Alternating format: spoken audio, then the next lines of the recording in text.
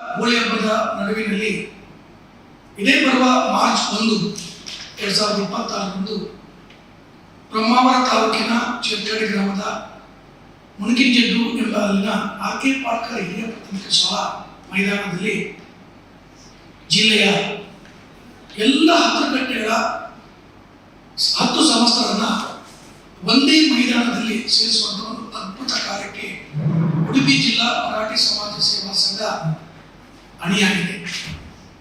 ಇದೊಂದು ಐತಿಹಾಸಿಕ ಕಾರ್ಯಕ್ರಮವಾಗಿ ಮೂಡಿ ಬರಲಿಕ್ಕಿದೆ. ಯಾಕೆಂದ್ರೆ 10 ವೇಷಗಳು ಅನ್ನು ನೋಡುವಾಗ ನಮಗೆ ಕಣ್ತುಂಬಿ ಬರುತ್ತೆ.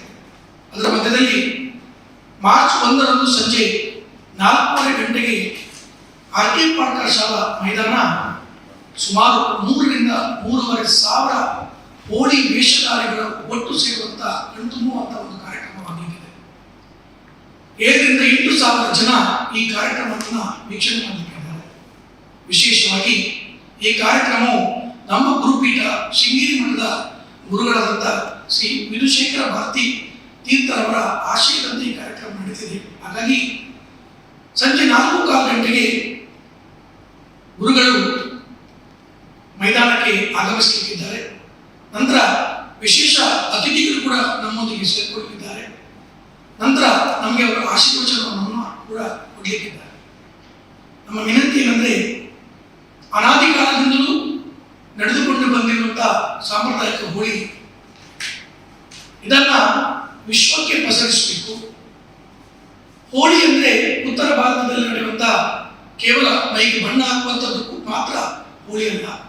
ಹೋಳಿ ಅಂದ್ರೆ ಅದು 5 ದಿನಗಳ ಕಾಲ ಒಂದು ಸಮುದಾಯ ವಿಜೃಂಭಣೆಯಿಂದ ಆಚರಿಸುವ ವೇಷಭೂಷಣಗಳನ್ನು ತೊಟ್ಟು ಮನೆ ಮನೆಗೆ ಹೋಗಿ ಕುಣಿಯುವಂತ ಕಾರ್ಯಕ್ರಮ ಎಂಬುದನ್ನ ವಿಶ್ವಕ್ಕೆ ಪಸರಿಸಬೇಕು. ಅಲ್ಲದೆ ಈಗಾಗಲೇ ನಮ್ಮ ಯುವಕರು ಇದರಲ್ಲಿ ತೊಡಗಿಕೊಂಡಿದ್ದಾರೆ.